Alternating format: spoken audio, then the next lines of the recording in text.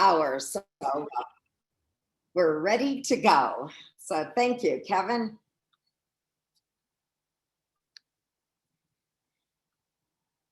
I guess I could probably kick off and tell a little bit about why we initially wrote the book. Sorry, Jeri. I left you there a second. Yeah, if you will, share with us why you wrote your book initially and why 3 editions. Okay. I don't know. First, I miss being with everybody. So I could see all of you live. And what I love to do is really work the room and get to know everybody's story. But alas, we can't do that. So it was a bit of a backstory. I want to share with you that it was really in the year 1999, 2000. And we all probably remember the times were different. And there was this thing called the .com era. And people were talking about retiring. And when I started talking to friends and family and different individuals, I discovered that there was a lot of naive ideas about retirement. And the biggest one is it is not a 30-year vacation. So all of a sudden, I started to think about, wait a minute, what is it all about?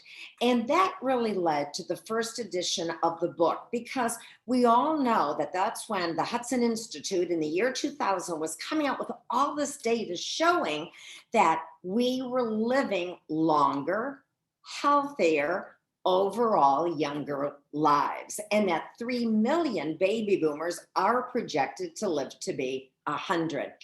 So it really bothered me when people just thought that I'm just going to retire and everything is going to end. Our publisher happens to be Penguin Books. And when they bought the book, they called the book Evergreen. And the reason they did that is because they said this book is built so much on human behavior, not just the times, that it's going to continue to impact people regardless of their age or stage of life. So that's what I love to say to people. So the book first came out in 2002. The second edition came out in 2007 because during those years, I traveled the country and I spoke to thousands of people. And one of the biggest areas I saw where people needed some help happened to be with couples. They did not seem to be on the same page. A lot of times they were really at cross purposes. So in talking to our publisher, I said, I think there's an opportunity here to help people as a couple with their partner to think about, what are we going to do in this next act? Then in 2017, the publisher came to us, and this is pretty unusual, Kevin, that's why I'm making a point of this, for a nonfiction book. And what happened is they said, wait a minute, a lot of things have changed since 2002. Do you think there's things you'd like to add to the book? The increase of technology. Think of it. We're all on Zoom. We're all, I have to be aware of technology to even be participating today.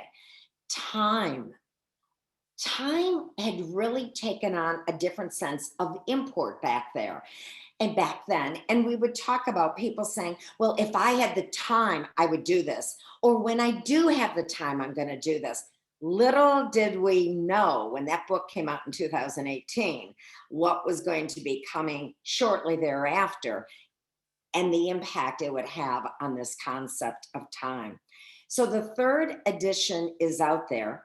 And I think the reason it also stays so important is the fact that people of all stages and ages of life have related to the book. Because the truth is, Kevin, the book is really about us. And as you and I go a little bit further, people will understand what I mean, because this is the line I love to use to tee us up. And that is, when I started thinking about this book, I thought, what's the first question that people think about when it comes to retirement? Do you have enough? If I asked everybody to mouth it right now, you would probably be saying money to retire. And I said, no, that is one part of the equation, but no. The question should be, do you have enough money to retire? To do what? About activities. And then I said, time out. It's still bigger than that. The real question is, do you have enough money to retire to do what fulfills you. And that is really the essence, because so many people would say to me, Jeri, I'm so busy. I don't know how I ever worked. And I say, I don't care how busy you are.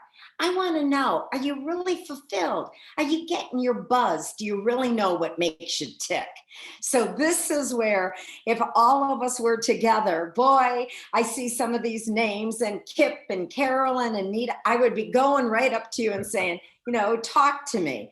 But that's what we're going to do through the screen in this next 40 minutes. Okay. You got 3 editions. I would guess you're probably thinking about the 4th one, right? Because a lot's happened since 18, right? After this last year, there's probably thinking you got some more ideas you can plug in there. You know what? It's funny you're saying that. Yes, but man, books are labors of love. So I'm sure. yeah, but you never know. Yep. I appreciate you being sensitive to changes and things that are happening, because as time changes, the situations change, and it seems like you're really speaking to that. So that's why the different editions and all. So good. Yeah. Well, let's start by asking the question, what is rewiring? That's a word you use in your book and in your speaking. And who can rewire, and when, and has rewiring changed? So tell us about rewiring. All the questions out. Okay.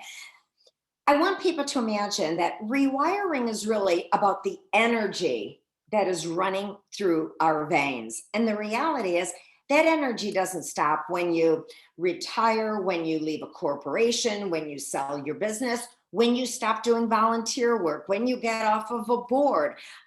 Somebody said to me, I'd been babysitting my grandchildren, and all of a sudden they moved away. The energy that is given to any of these activities is still in us. And the visual I love to use is it needs someplace to go. It's almost, imagine our fingers are saying, here's the energy, where do I go next?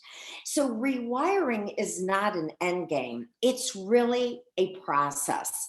And I don't care how old or how young you are. When college students say, hey, when I graduated, I needed to rewire, in the same way that when somebody retired, they said, all of a sudden, I have this energy. Or yesterday, somebody said, all of a sudden, I got a rotator cuff problem. I'm going to have surgery. I may not be playing golf in the future. So Jeri, how am I going to rewire my energy and my time that I normally gave to golf? So there is no expiration dates. There are no ages on this.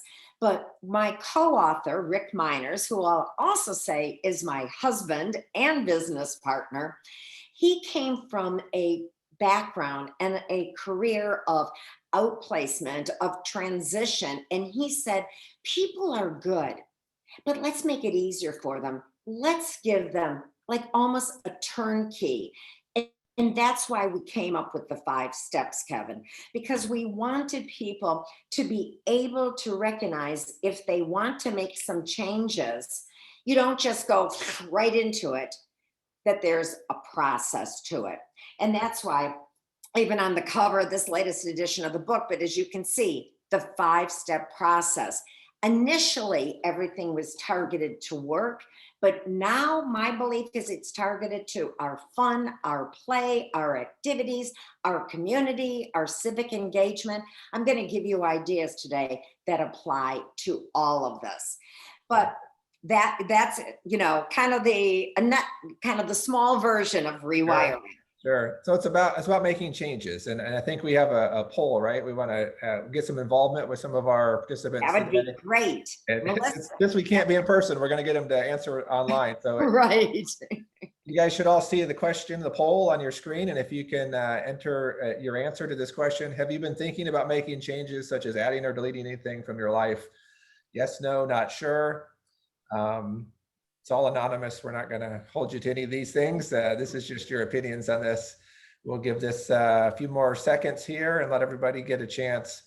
There's definitely an overwhelming answer coming up here, which is good. You wouldn't be part of GetSetup or joining our call today with Jeri if you really probably weren't open to change. And so obviously there's good change and bad change. We're all talking about good, positive change here to make life better. That's what we're working towards here. All right, we probably have enough there. 81% have voted. Let me end that and let's see what we've got here. You guys can see. Look at Whoa. that. Right. There was only 4 that didn't say yes out of the 44, I guess. So very good. Wow, that is absolutely terrific. So, as Kevin said, that's what brought you here today, and that's definitely what I want to see. The question is, but we're not going to do a poll on this, is did you want to change before COVID, or was this something that you discovered during COVID? I asked that of you yourselves because that's where I have picked up a lot of insights that people really had a chance to reflect during these times. So to me, you used it well. So that's it. That's where we want to kick off then. Then I could probably start with 1 or 2 of the steps in the rewiring process. Get us started on the 5 steps. I'm really curious on what these are. I think the audience is ready for some change. Like, tell us how. Okay. Okay. So regardless of what it is, the first step is to rewire, is to recognize you're going to retire from something and rewire to something. So you may be retiring from a piece of volunteer work you've been doing. You may retire from singing in the chorus. You may retire from work. It could be from anything. But I also want you to think about, if you're giving that up, what are you going to rewire your energy to? And that, I think, is a really critical part, because sometimes we say, I'm so tired of this, I'm done. But sometimes there was something else going on when you were doing that activity that you are not totally aware of. So if we can have the first slide on this, Melissa, I want to show how rewiring does really impact us. Now, as I'm saying on here, it really is the new way to do the future, and it's a process. I'm using the Vitruvian Man in here because this is Leonardo da Vinci. So any artists on the group will know that that is the man who was in like the perfect balance. I don't know if I totally believe in perfect balance, but it's something I do try to shoot for. When we think of rewiring, and you've already said, I want change, Jeri, it hits you intellectually first. And that's why you really added and made the comment on the poll. Intellectually, you know, I want to change something. Some of you may be saying, physically, I definitely want to be changing. Maybe it is the relocation, as I did. Maybe it's, you know, downsizing, or maybe it's going something larger. Maybe doesn't matter. So there's a physical change with rewiring. Third, there can be a social change. And those are the things that can be with family, friends, activities. And the last, and what I always say is really important, emotional changes. Because the truth is, we can say we like change, we can say we're ready to embrace it, but it will impact you emotionally. And I'm going to say that right up front, that no matter how you feel, no matter how excited you are to do something different, there still will be a piece that you're giving up, that you're breaking away from. So now you may be saying, all right, where can I really break away from things? So that's the next slide, Melissa. Because what we did is we said, all right, there are many, and everybody's slightly different, but many areas where we're really engaged in our lives. And people shared with me during this time of COVID that there were some aspects of their life that were very full, and there were some that were empty. So when you take and think about it, as you sit here yourself right now and think, okay, about work, and that work can be paid work, it can be, you know, volunteer work, it can be working for a business, it could be working for yourself. Money and what I'm going to call like asset management or financial. A lot of people realized that, wow, I saved money this year because I wasn't doing a lot of things. But that's another box of our life to be engaged. Then maybe there was a partner. Then there was the aspect of myself and the spiritual side of me. The other boxes were our own health, our fitness. And then what about those hobbies, those interests? Did you have them? Or did you notice I could use some more? And what about relationships? People are now talking about, now that we've come through this, and if you haven't seen a friend in 15 months, how do you begin to build back friendships sometime?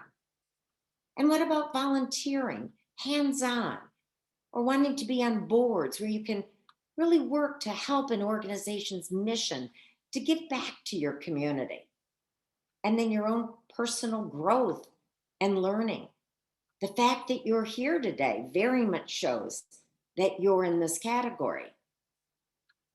So just think about this, for a minute about where do I want to and maybe actually make some changes in my life. And we'll come back to that in a minute. Jeri, these are all great areas that we all deal with. And I think as we age, they have to change. They will change, right? They change automatically. So I think if we take the initiative to say, how do I want them to change? How do I want to end up in each of these areas? I think that's what you're hitting on. Rather than letting life happen to you, it's going to happen. How much can we kind of be proactive? And I appreciate that's kind of what you're talking about as you rewire. I think of rewire as something I want to do, not get rewired by somebody else, right? That's well said. Yeah. That is really it. Hey, I always say there's only two things any of us can control in life: our attitude and our effort. Right. So that's it. You're on this call today. So you got the right attitude, and Kevin and I are giving you tools that you can really get the effort going. But okay. Now, what about financially? How do you know if you have enough money to retire? I think that's the elephant in the room for everybody, right? Well, okay, that's all good. I want to deal with that, but what if I don't have enough money? How do I do this? So so now, well, this is why when I said earlier that life planning, which we're talking about, really needs to be done in conjunction with your financial planning. And I'm not the financial expert on any of this, but I will say that as we go through a little bit further on this, you're going to see the activities in your life that you're going to want to keep and have more of. And I've truthfully learned that everything in life has a price ticket on it. Some things are larger than others, but the truth is that I think that there's no magic number. But I have always been somebody, I've always said to audiences, and they laugh, and I go, do you keep a budget? And people are like, no. And I said, but that's where I think it's important, because then you have a sense of where I'm spending my money.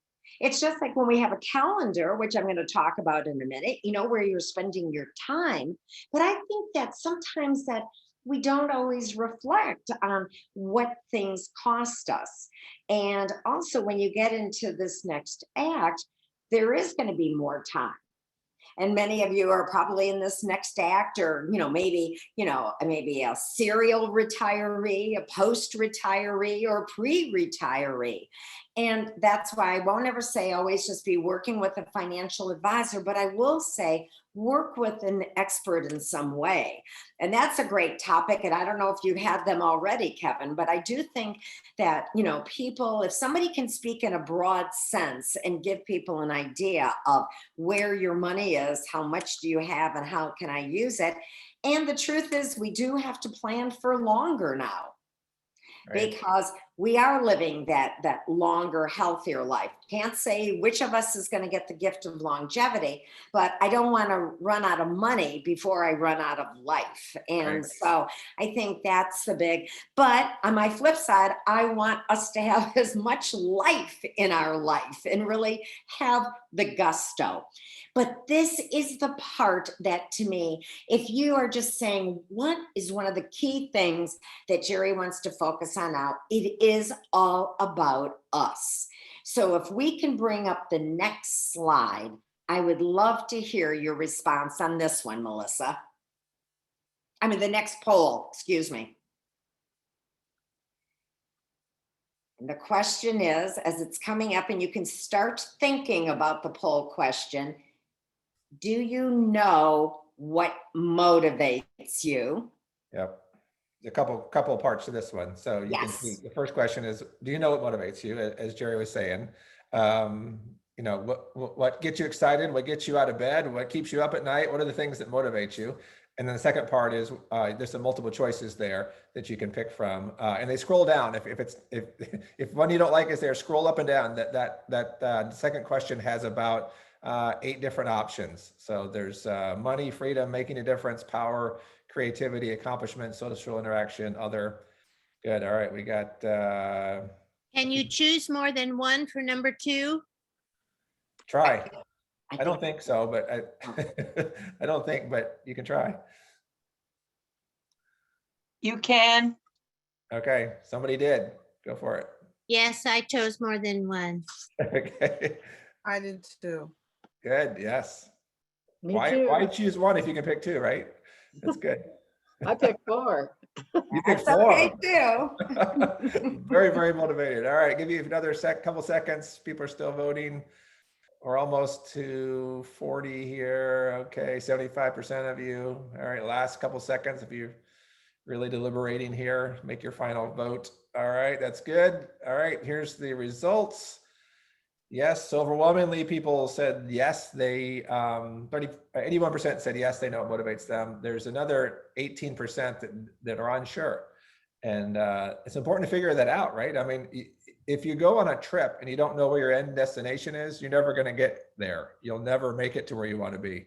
You'll just be driving around needlessly. So you got to figure out what motivates you. And then examples, your yeses, let's see. Making a difference. I think I love that, Jeri. That's as we age, we move from it being about gaining our own value and now making a difference in the world, right? Leaving a legacy, really, in a sense, is what they're trying to say. I think that's great.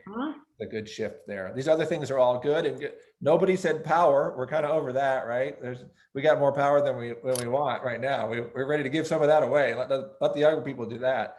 But these are all good answers. What do you think, Jeri? I definitely do. So let me tell you a few things, Kevin. I do have to absolutely pick up on your comment, though, about if you don't know where you're going, because I have been recently quoting, and I give it all away to all of you today, from Alice in Wonderland. And if you remember, when Alice falls down the hole and she comes upon the Cheshire Cat and he's sitting up there in the tree, and she said, "Please, sir, which road should I take?" And he looks at her and he said, "Well, where is it you want to go?" And Alice says, I don't know, sir." And he said, "Then I guess it really doesn't matter what road you take, does it?" And that's why I'm really here too, because I want to make sure that with the time and the energy and the money we have, that we really take the right roads. But a lot of it is predicated about what turns us on. So can we have the next slide on that one? And I'll bring your poll question and comments to life. Thank you, Melissa. Okay, this is the part that I love, and that this is really, I'm going to call it the guts. This is what your takeaway really should be today.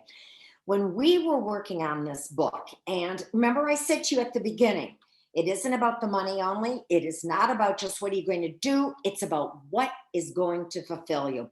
So we went across the country and we did major pieces of research, and we asked this question: why do you, or did you, work beyond the money? And unsolicited, we got back 85 reasons that we chose to call drivers. It's like your personal DNA. What really drives you? So what I did for our poll is lifted some of those drivers to get a sense of where you were coming from. As you can see, to have accomplishments, to belong, for the recognition. So even though Kevin made the comment, do we need the power? You can see to be a leader, for the there are many people going into this next act who still want the power, but yours to make a difference, you can see where that comes up. Where Rick and I, as I said, my co-author husband, come out on this is, we don't care what your drivers are, but we absolutely care that you know what your drivers are. So when you all began to say, like, you know, the number, how many of you, over 90% said, I want to change. As you think about that and the activities, I also want you thinking about what motivates you, because that's why we get the fulfillment, to make a difference. All of a sudden, you know, as Kevin said, it's about leaving legacy. But when somebody says, I want to have accomplishments, is it in a certain field or a certain area or a certain activity? These are the things we need to know about. And why it's so important is that when you retire from anything, you are going to leave things behind. And these last 16 months, we have left things behind. Melissa, could I please have the next slide? And the best way to bring this to life is by looking at our own calendars. Now, I still have the words retirement on here because I know there are people in that mindset on this call, but there are many of you already who have just said, I want to change. Imagine on the left-hand side that was exactly what you had anticipated for the future. And you kind of thought, okay, what am I going to do? And these, you know, meetings and everything totally went away because of COVID. You weren't going to be out doing your volunteering. You couldn't even go to church. All of the things that we couldn't do, so that it turned out that we had an emptier calendar on the other side. This is where people, in thinking of changes, automatically want to come and to jump on something and begin to make their differences. And that's when I say, stop. This is where you have to know where you want to make some changes and also what you are giving up to get. So on this one, and again, Kevin said this earlier, if something isn't clear on this, please don't hesitate to bring anything into the chat that you think we need to address at this time. Because to me, this is key. This is where people just put things on their calendar for the sake of filling their calendar. And that's where I want people to stop and give more thought to it. So right now, I want the last of our polls, if you could bring that up, Melissa, because I want you to think now about, where do I want to make some changes? So the question here, what areas in your life are you interested in exploring or reevaluating? It's multiple choice again, and there are health, relationships, self, community, volunteering, play, leisure, work, financial, others. What areas of your life are you interested in exploring or reevaluating? All right, good. Keep voting on this one. Good, good. Got about 30 in there. Probably another 10 of you will vote. And I'll share this with you. Very good. Almost of 75%. If you're about to vote, here's your last chance, last call to vote. All right, there you go. Here are the results. Oops. Oh, okay, the back slide accidentally came up. Okay, so let's take a look. Wow, we've got some ties going on here. Health and self, you could see those. Play, leisure, I like this very much. Relationships, okay. Work, I see nobody is too interested in either going back to work or something. Why am I not totally surprised? I would love to know what some of the others. Whoops, I think Melissa, yes, if we can, whoa. Let's see, our screen here is jumping there. Okay, so now that we have a sense, you have just told us some of the areas you think you would like to begin to take a look at. So could we have the next slide now? And I call this the Rewired Life Portfolio. Now, the ROI that's on here is a financial term, and that is, you know, when you take a look at where your money is invested, you sit with somebody, you sit by yourself, and you take a look at your return on investment. What we are doing today is basically beginning an early part of having us take a look at our lives and to say, where can we make those changes? As you just said, some in relationships, some in self, some in finance, and that are going to make me more fulfilled. And for our purposes here, I just cut the pie into 4 big slices. So it's work, play, many of you, let's face it, leisure and fun came up high, self, and community. I'm going to give you an example of why this is so important. In the book, we work with our readers because our goal is for each of you to get down to what I'm going to call your top 5 drivers. And once you really take the time to get there, they become like your honing device for life, because you begin to think about adding things to your life that are really going to fulfill you. If somebody says, hey, well, this is a perfect example. Somebody was ending work and he saw a friend, and the friend said to him, hey, what are you going to do? And the man looked at him and said, I really don't know. He said, I have been so focused on work. I don't even have interests or hobbies. And all of a sudden the man said, hey, I sit on the board. It's a bird sanctuary, and kind of like the Audubon Society, we're looking for board members. Do you think this is something you would like to do? And this man was like in such a panic by how much free space he was going to have on his calendar. He just automatically said, yes, that sounds great. When he came home and told his wife what he had done, she looked at him and said, you don't even like birds. My point on this is where we need to understand ourselves as we go into this process. So let me share on something under community. It's all about making a difference, which was such at a high level with all of you. Somebody I worked with in our research, when she was, responding to all the questions, she told me the homeless. The issues of the homeless were very top of mind for her. She lives in an urban environment, and that's what she said she really wants to focus on in her next act. I saw her about 7 months after she started this project, and she was working at the church in the soup kitchen. And I said, how's it going? And she said, I don't like it. Now, all of a sudden, this is your time. You're doing this by choice. This is not a job that you're forced to do. So when we sat down and went over her drivers, yes, she had the make a difference driver, just like many of you said. But she also wanted to be a leader. She wanted to be creative, and she wanted to be a problem solver.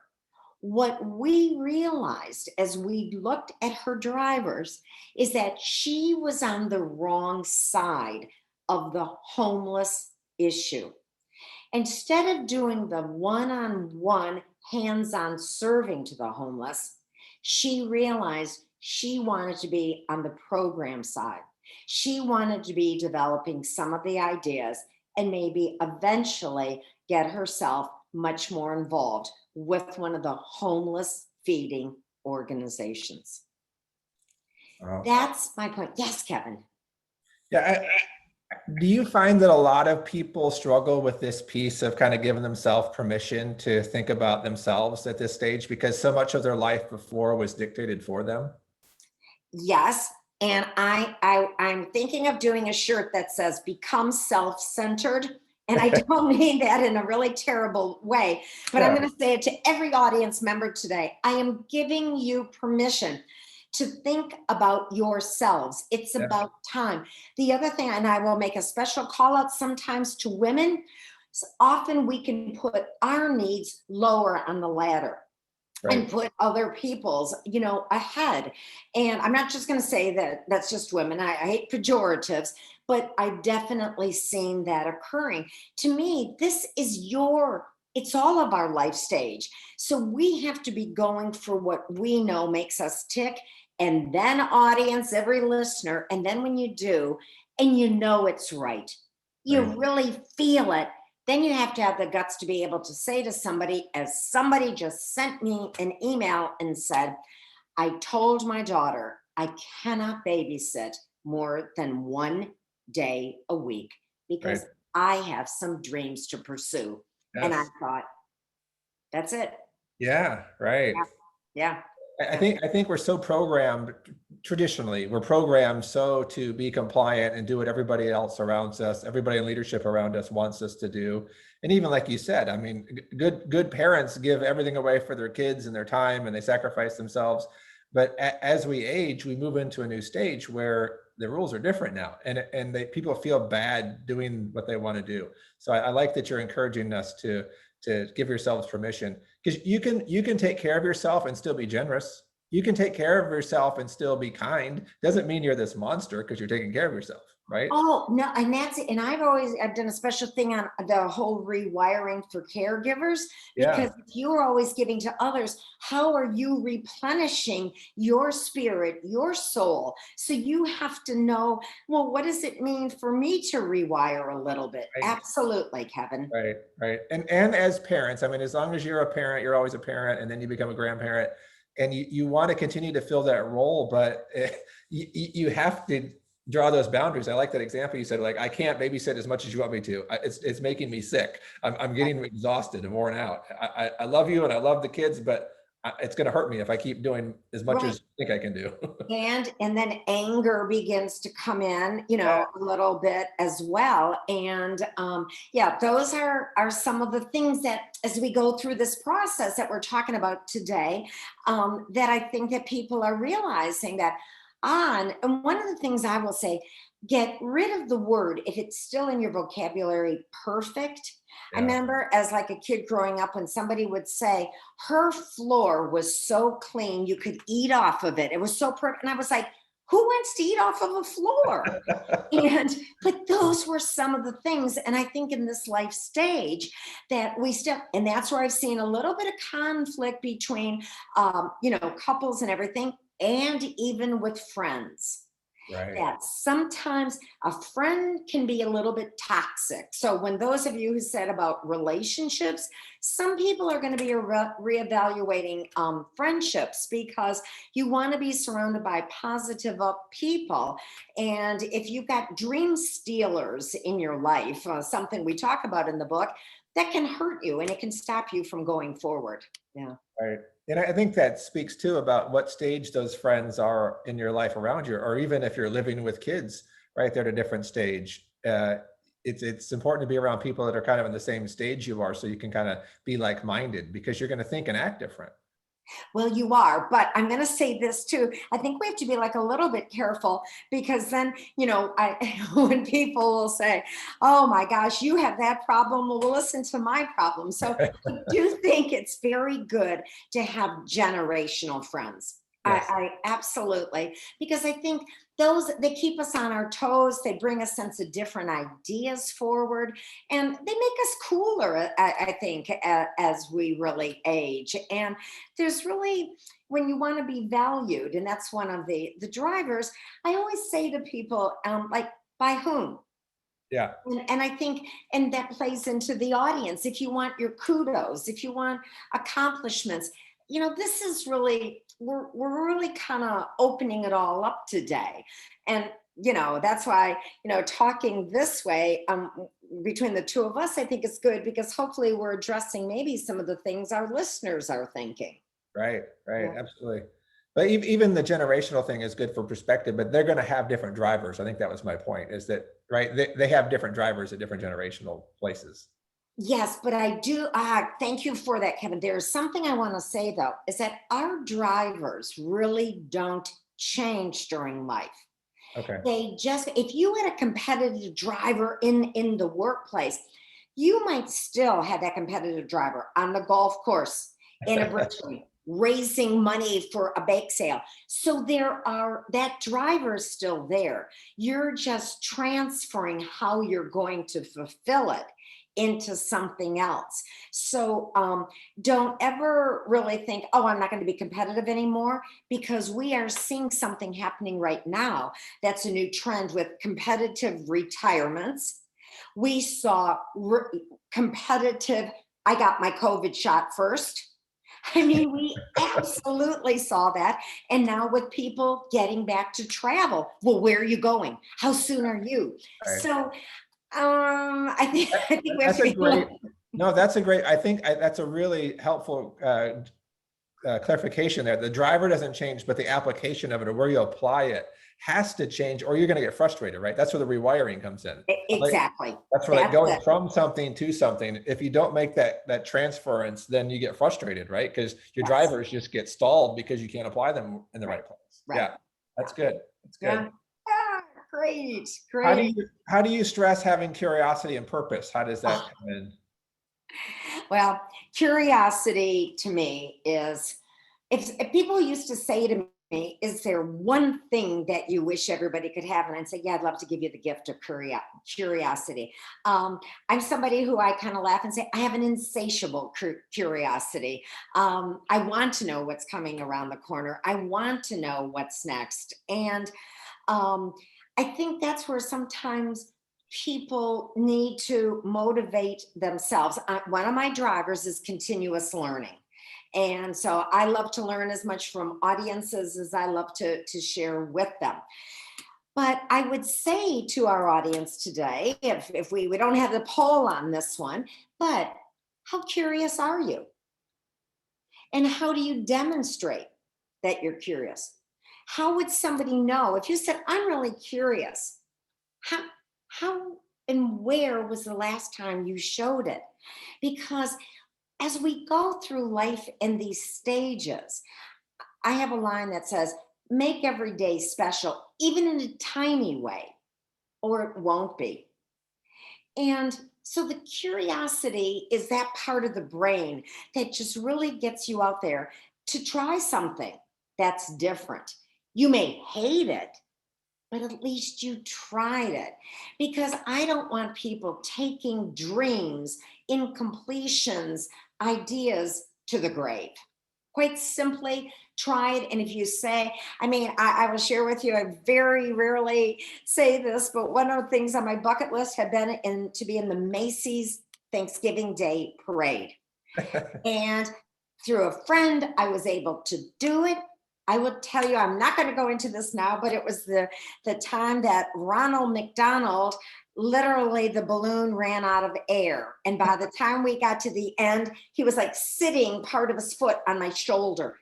It was the worst experience ever, but I wouldn't have traded it, but it's enough. So I guess what I'm going to do is something I'd always worked with Gloria Steinem on different projects in the past. And she always said to audiences, I'm going to give you a challenge.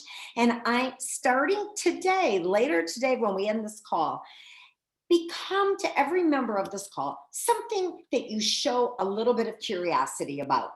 Why does it work like this? Or pick up a magazine that's I know that sounds kind of dated, a magazine, or pick up a book, or go to a website you don't normally go to, and just be curious about a topic. Just drill down a little bit. Put something in Google, because that's where new ideas are going to surface. You don't have to do the same old unless you want to. Yep.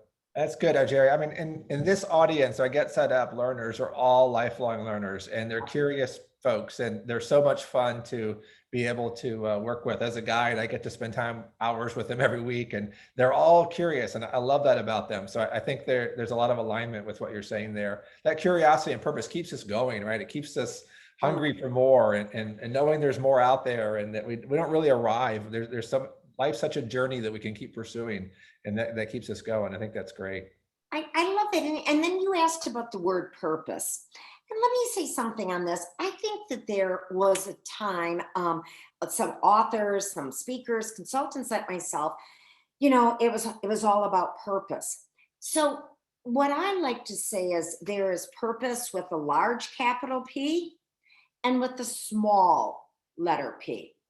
there are people who are going to set up new organizations and foundations and take on major projects. So that's really purpose with with a P. Like somebody I know started that I met in my travels, eliminatepoverty.org, and that was a mighty goal.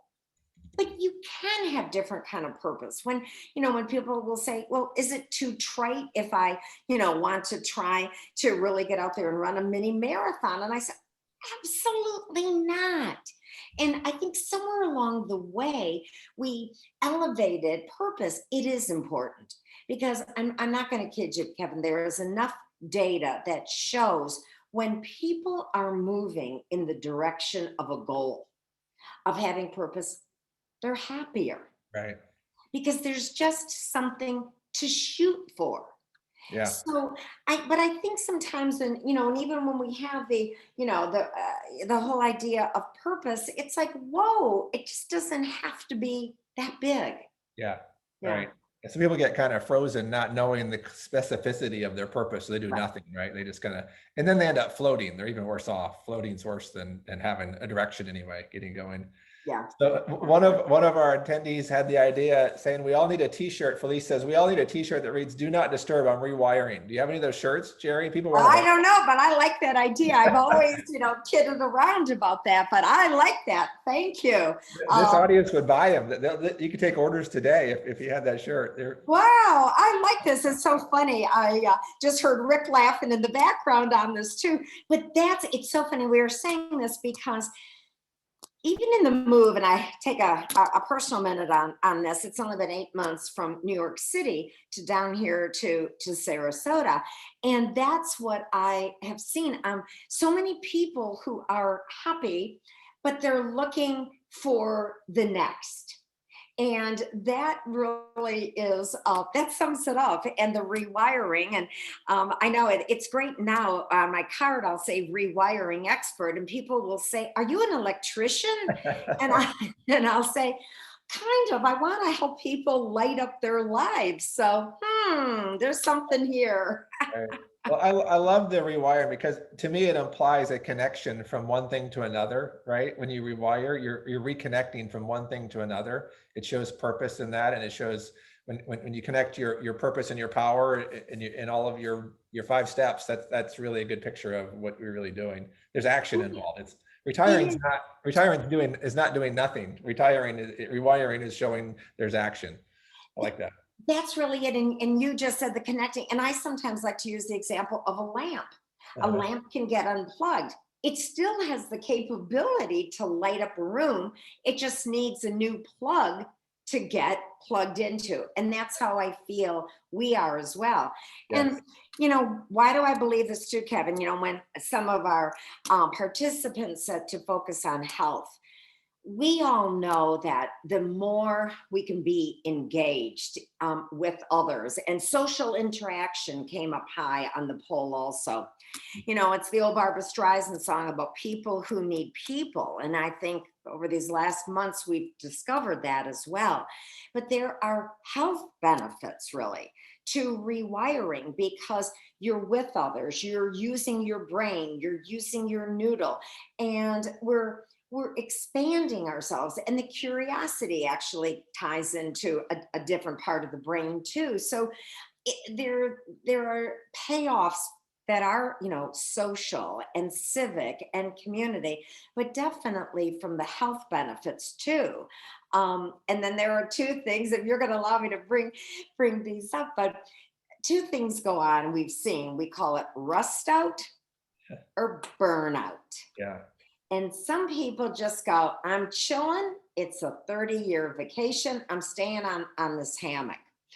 And that's good for a time. But so we're not saying chilling is bad. We're just saying you got to get out of that hammock.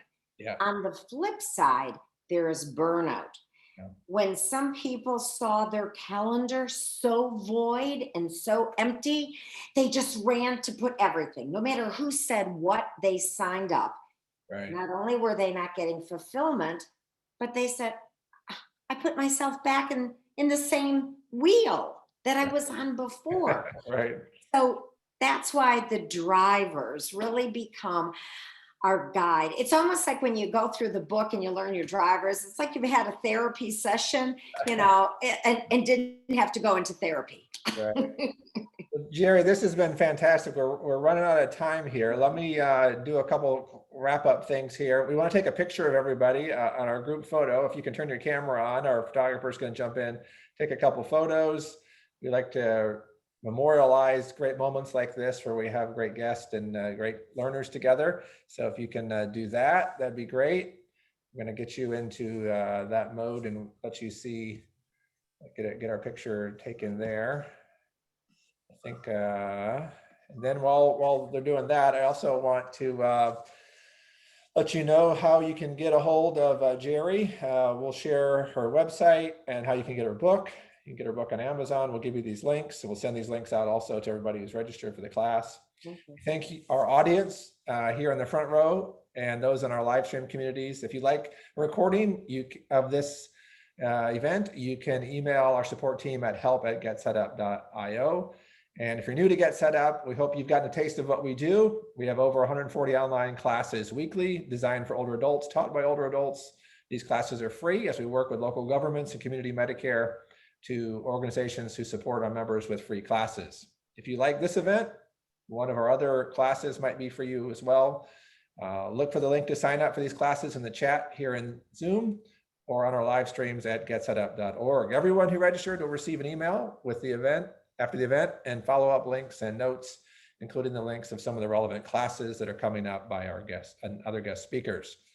We look forward to seeing you all in the future classes. Thank you all again. And Jeri, thank you for all that you shared with us today and encouraging us to rewire, not retire.